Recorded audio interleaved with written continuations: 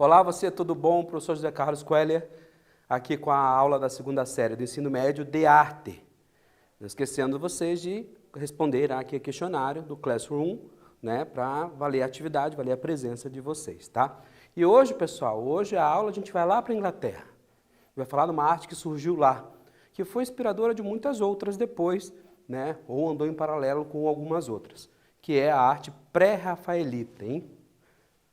Os objetivos da aula de hoje, então, traçar as características singulares da Irmandade pré-rafaelita, que surgiu na Inglaterra no ano de 1848, se tornando o primeiro movimento da arte moderna em seu país, lá na Inglaterra. E a gente vai começar com uma perguntinha já para vocês. Um teste. Você sabe o que é a Irmandade pré-rafaelita? Né? Letra A, é o grupo de artistas britânicos que iam contra os princípios do Renascimento, ou é o grupo de artistas com idade entre 20 e 21 anos que revolucionou a arte britânica? A gente já volta, vou dar um tempinho para você já pensar e já começar a descobrir o que a gente vai aprender hoje. A gente já volta.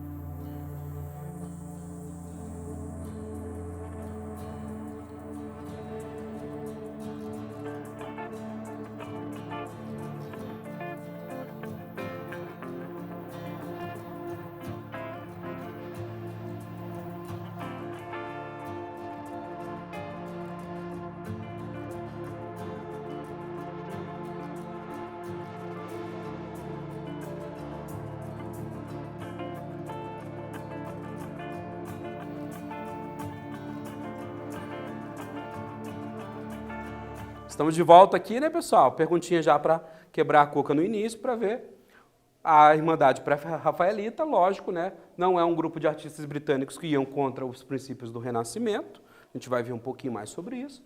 É um grupo de artistas com idades entre 20 e 21 anos, são estudantes aí, né? Que revolucionou a arte britânica. Então, vamos dar prosseguimento à nossa aula. Né? Então, resposta correta, alternativa B. Vamos lá. A Irmandade pré-rafaelita, né, foi fundada em 1848, considerada precursora da arte moderna. Surgiu como uma sociedade secreta que se preocupava com a sinceridade em contraponto ao artificialismo da arte acadêmica.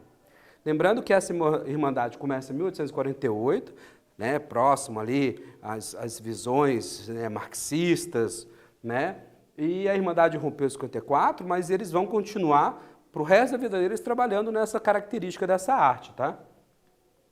Então, a perfeição cirúrgica pode ser relacionada aos clássicos da Renascença, mas como um segundo olhar, vários símbolos surgem para demonstrar que eles estavam a fim de colocar os cabelos dos críticos em pé. Então, a gente vai ver que eles é uma arte para revolucionar, uma arte que vai mostrar coisas que até então a gente não via, né, não observava, tá, pessoal? Na arte, que a gente lembra que é um período que o romantismo estava lá se debatendo ainda com os neoclássicos, né? E surge essa ideia. Então, eram intencionalmente polêmicos, especialistas em autopropaganda. Eles queriam se divulgar numa arte que quase não tinha espaço mais para alguns nomes, eles queriam se divulgar para ficarem e marcarem na época, né, a sua época. Defendiam o direito dos animais, melhores condições de trabalho, pintavam temas morais tirados da literatura e da Bíblia. Então, eles vão ter uma visão um pouco diferenciada do que os neoclassicistas, que vocês vão lembrar, que eles pregavam aquela arte, né, pessoal? Aquela arte justamente voltada aos princípios clássicos da Grécia Antiga, das concepções do Renascimento, principalmente pós-Rafael. Isso que a gente vai descobrir porque esse nome pré-rafaelita, né? Então, a abordagem dos artistas também foi considerada um sacrilégio em alguns momentos. Foi na pintura de Cristo na Casa dos Pais, de Millais, né? Que ele dizia, assim, um crítico disse, né?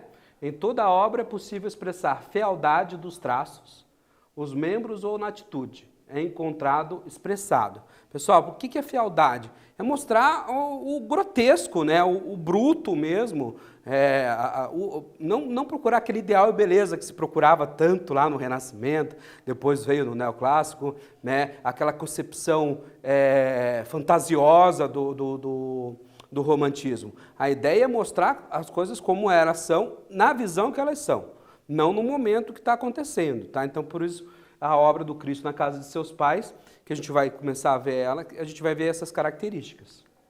Tá? Então, antes disso, mais um testezinho.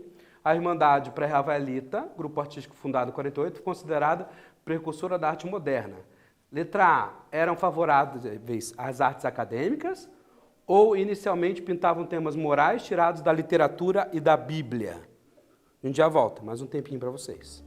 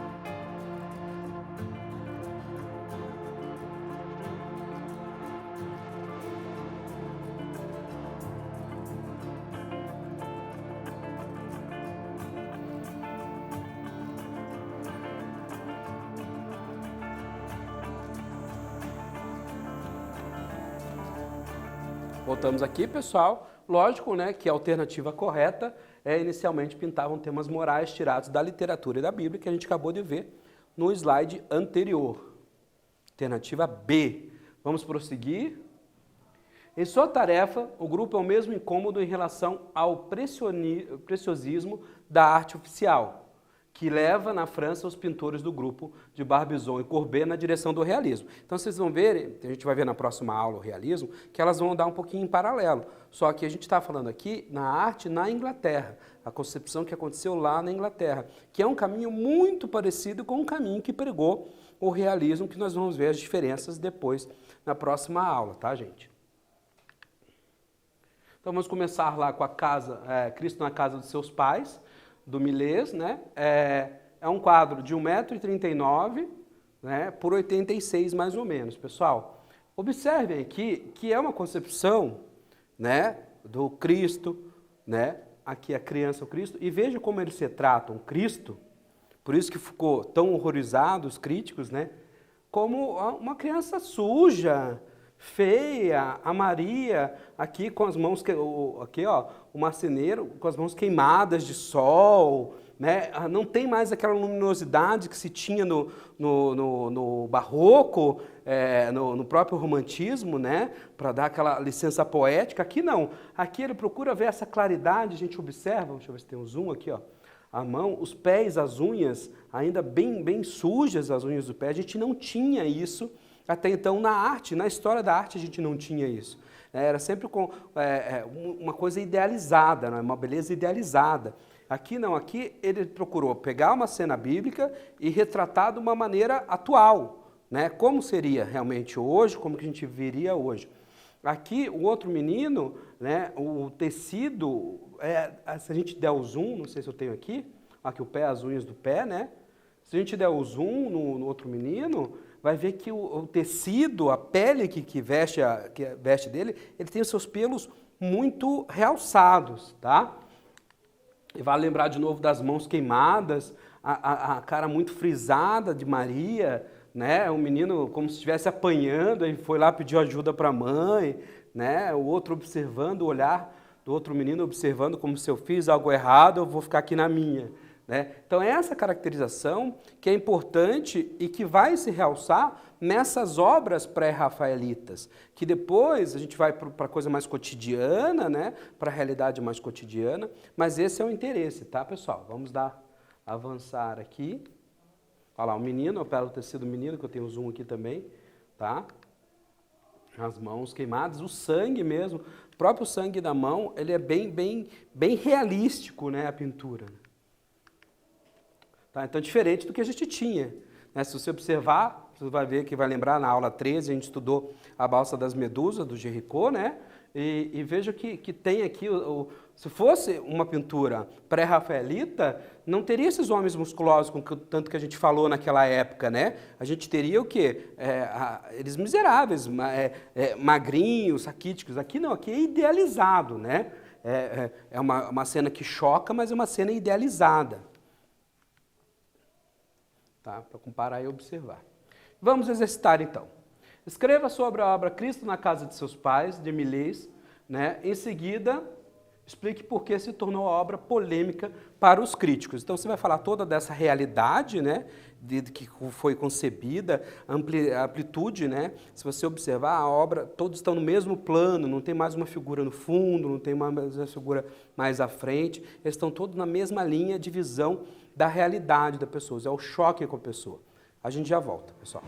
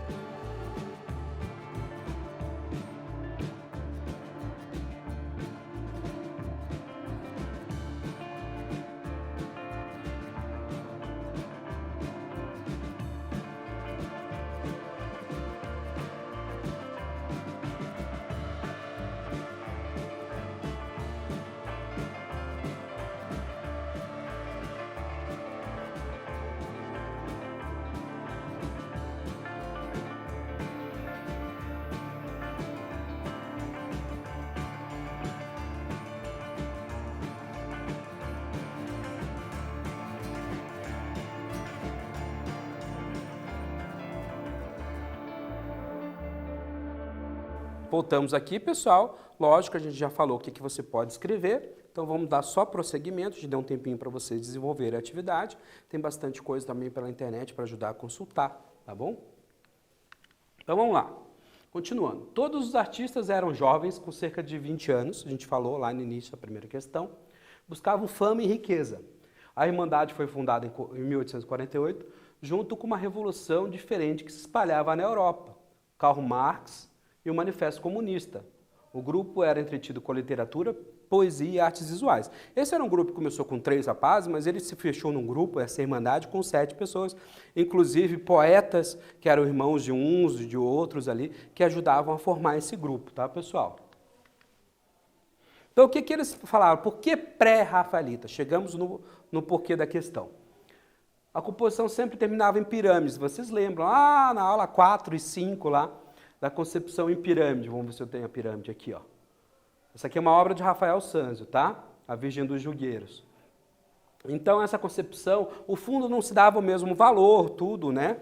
E isso parece que virou uma regra para todas as artes que vieram a seguir. Você lembra que Rafael é um artista lá da Alta Renascença, 1500, 1504, né?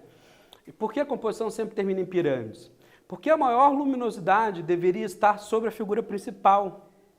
Por que fazer um ponto do quadro sempre na sombra, né? A gente sempre faz o fundo meio obscuro. No Barroco a gente vai ver bastante isso, né? Dá ênfase só àquela pessoa. Então, isso foram regras que vieram e eles foram se inspirar antes do Rafael, né? Numa arte renascentista do início, para chegar nesse ponto dessa concepção que era a liberdade, tá, pessoal? Então, na obra a seguir, não se via uma estrutura de pirâmide, nem temas idealizados, e sim tentativa de um artista italiano de captar a vida como era. Estava buscando um novo ponto de partida para essa nova arte. Buscavam a recuperação dos modelos dos pintores florentinos do 400. Lembra lá que a gente tinha os 300, o 400 e o 500, que era a Alta Renascença, lá na nossa arte antiga. Então, assim, a imagem não tem muita qualidade, tá? Porque é uma obra lá do 400, mas você vê as pessoas na mesma linha de pintura, né? Pessoas trabalhando, tá? Conversando, e não tinham uma idealização ainda, um ideal de beleza, um ideal das vestes. Então, aquela quadro de Cristo, a gente viu as vestes bem simples, né? E a gente vai pregar muito isso nessa pré-rafaelita, tá, pessoal? Aqui o zoom está bem, porque a imagem não existe uma imagem com uma qualidade tão boa assim, a não ser que eu vá lá em Pisa para tirar, né, o Campo Santo lá, foto. As iniciais PRB, pré-rafaelita Brotherhood, que é a Irmandade Pré-Rafaelita, são usados pela primeira vez na pintura A Infância de Maria Virgem, tá, de Rossetti, 1849. E logo são adotadas pelos outros pintores. Então eles tiveram a ousadia de assinar a obra daquela maneira. E os críticos foram em cima, hein? Então aqui, Dante Gabriel Rossetti, A Infância Virgem, né? Veja a concepção, tem auréola, tem anjinho, mas olha a concepção de como é feita, e aqui nessa obra em si, a gente vê aqui no canto assinada o PRB, né, e a assinatura do artista em cima, tá? No final do século XIX, as pinturas de Dante Gabriel Rossetti, William Rowan Hunt e John Everett Millais, né, eram considerados um assalto aos olhos, censurável em termos de realismo e moralmente chocantes, como a gente já falou aqui. Logo passaram seus temas históricos para outros temas, que eram considerados ousados para a época. Então a gente via a pobreza, a imigração, a prostituição, o duplo padrão de moralidade sexual e na sociedade. E é isso que às vezes exigia alguns minutos para ser notado. Pessoal, veja que quando a gente vai trabalhar o realismo, aqui vai chegar os princípios do realismo. Então, a gente vai ter a prostituição, que são temas corriqueiros dessa sociedade moderna pós-industrialização, né? Início da industrialização, essa sociedade que prega esse marxismo, né, do trabalhador, tá? Da exploração. Então, vamos lá, mais um quiz, né? As iniciais PRB, né? Pré-Rafaelitas, Brotherhood e Irmandade Pré-Rafaelitas são usadas pela primeira vez em qual obra? Na Ofélia, de Hamlet, né? A Infância de Maria Virgem ou Cristo na Casa dos Seus Pais? A gente já volta.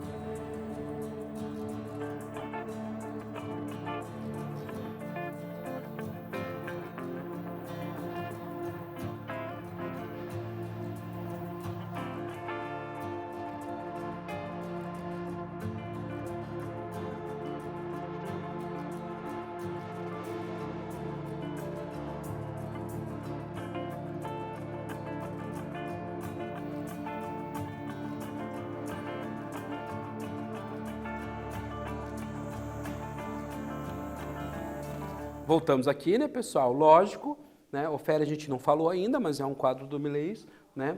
A infância da Virgem Maria é a resposta correta, a gente acabou de ver, né, a concepção lá, tá? Então tá aqui o trecho onde foi assinado da obra, né? Continuando as características, né, ela tinha uma beleza poética, além da realidade visível, então eles procuravam explicar uma concepção que eles tinham naquela época, como a gente explicou os outros quadros de Cristo lá, por que das unhas, por que criança mal vestida, por quê? Porque o Cristo não estava limpinho toda hora, né, a Maria não era uma moça bonita toda hora, entendeu? Ele tirava todos aqueles padrões.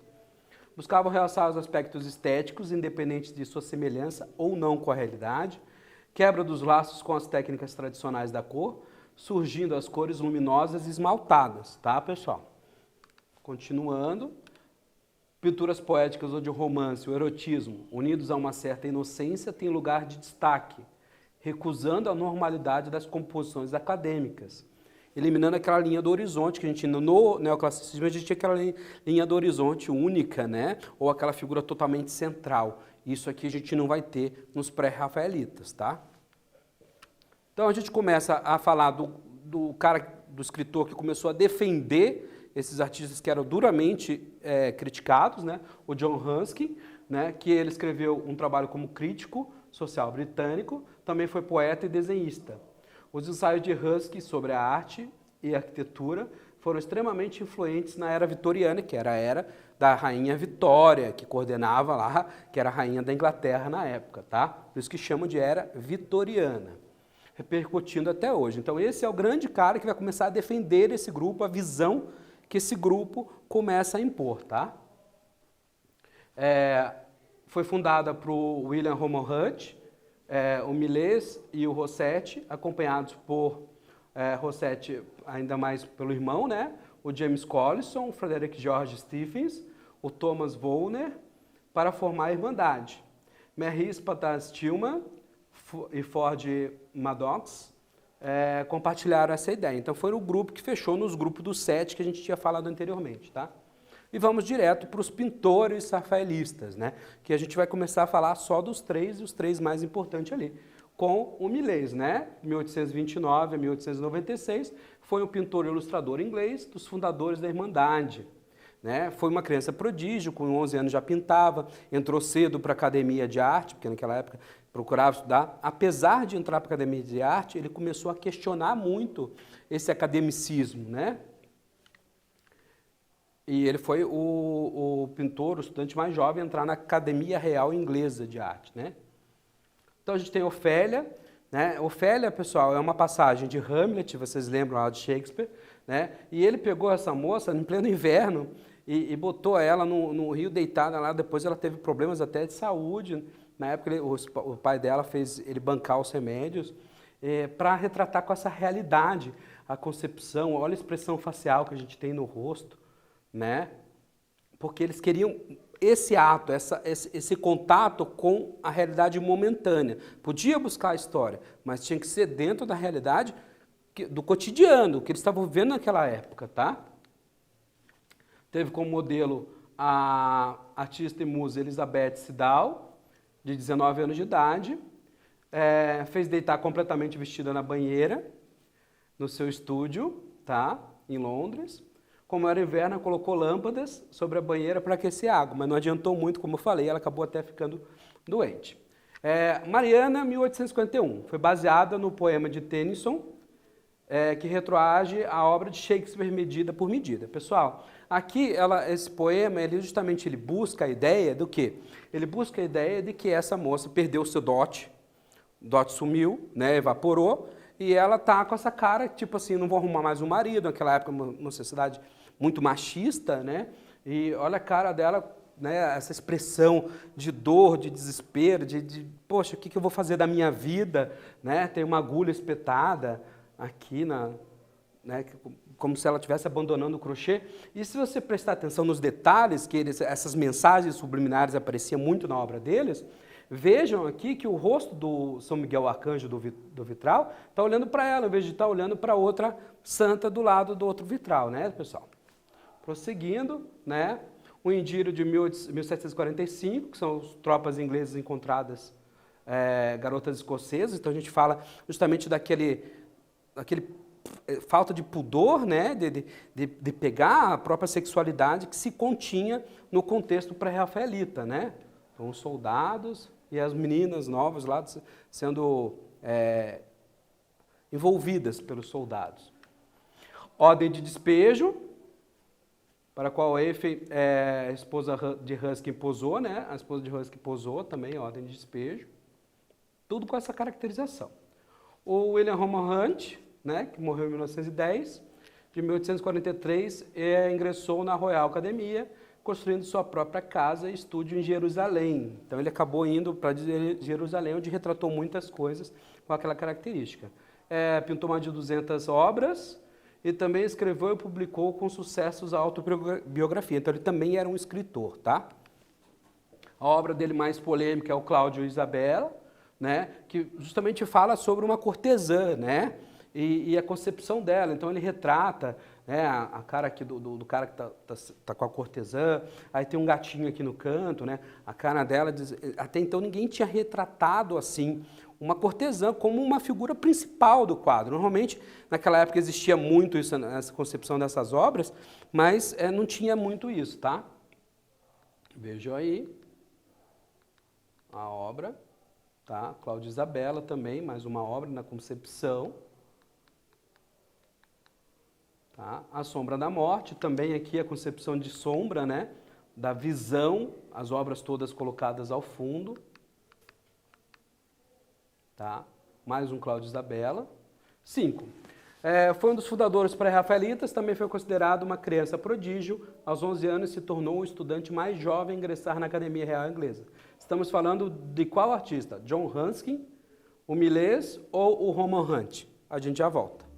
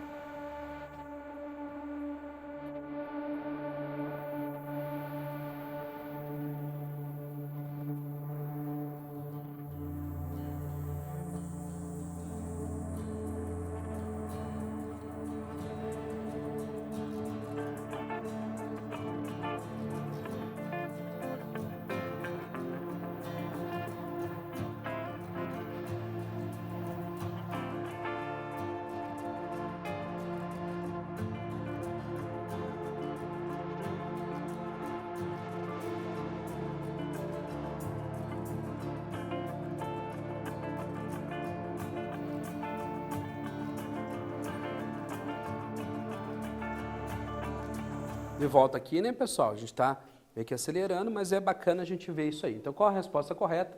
Lógico que prodígio a gente está falando do Millais, né, que é a alternativa B. Prosseguindo, a gente tem o Dante Gabriel Rossetti, que é com influência italiana, né, família italiana. Tinha preferência pela poesia medieval, em especial pelas obras de Dante, né?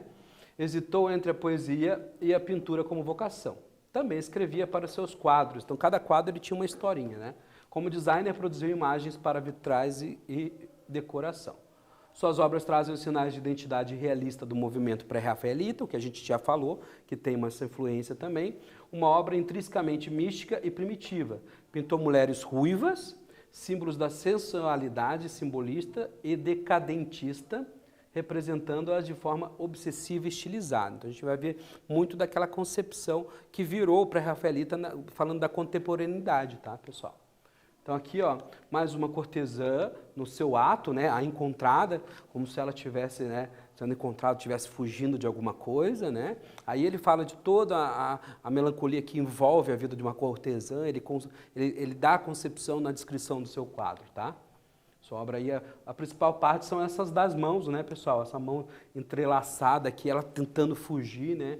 Isso é uma realidade que não tem a ver quanto que ela está próxima, tá? E essa aqui, a Anunciação, de 1850, ele fala sobre, né, o anjo vindo fazer a Anunciação, né, em Maria. E ele concebe ela não com uma roupa, né, com uma roupa de casa, e ela, o receio dela. O anjo, a gente só faz alusão a esse anjo porque ele não tem asas, mas ele tem aqui, ó, ele está flutuando sobre chamas, né? E ele carrega, né, a flor, tudo para abençoar a barriga da Maria, né? Então, como se fosse uma adolescente prálida e reprimida. Muitas mulheres que retratou têm a imagem idealizada através da Vênus de Botticelli, que é justamente aquela concepção antes Rafael Sanzio, né? Então vamos lá, escreva sua obra Ofélia, de Millais, né, e cite pelo menos 2 obras de Hunt e do Rossetti. Fácil, a gente vai falar daquela concepção da banheira lá, da Ofélia, tudo, e depois você pode citar a Anunciação, pode citar as outras obras aí. A gente já volta.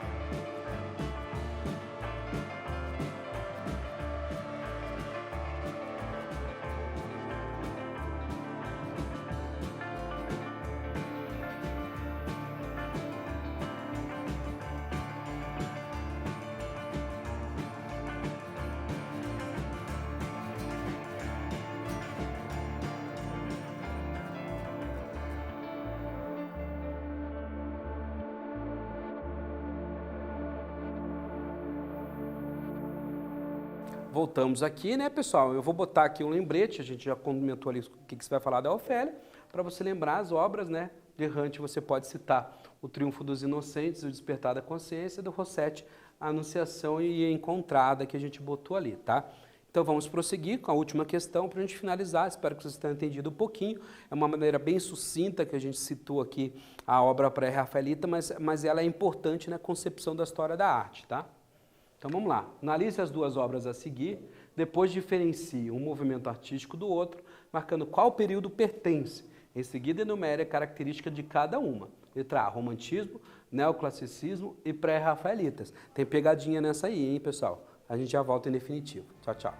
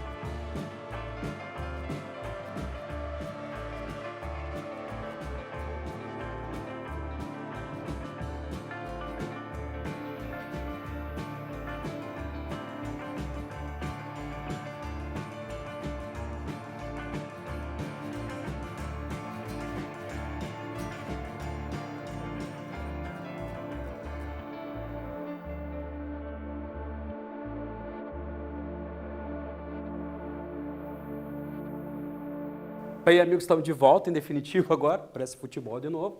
Né? Então a gente colocou as duas obras para vocês analisarem, tá? Uma obra, uma concepção bem próxima da gente, né?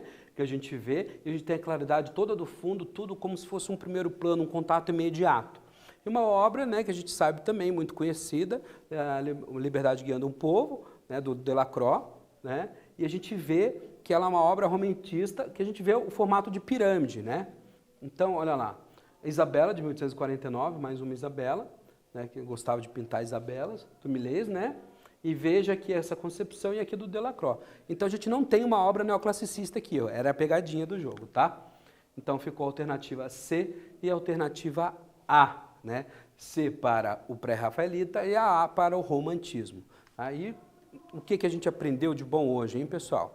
O que a gente aprendeu de bom hoje é justamente a arte pré-rafaelita que vai andar muito paralelamente com as concepções do realismo, que a gente vai ver na próxima aula. Espero que você tenha gostado. Aquele abraço para todo mundo, o pessoal das comunidades que vem mandando mensagem, que vem observando a nossa aula com carinho, tá? Então, até a próxima, se Deus quiser. Tchau, tchau.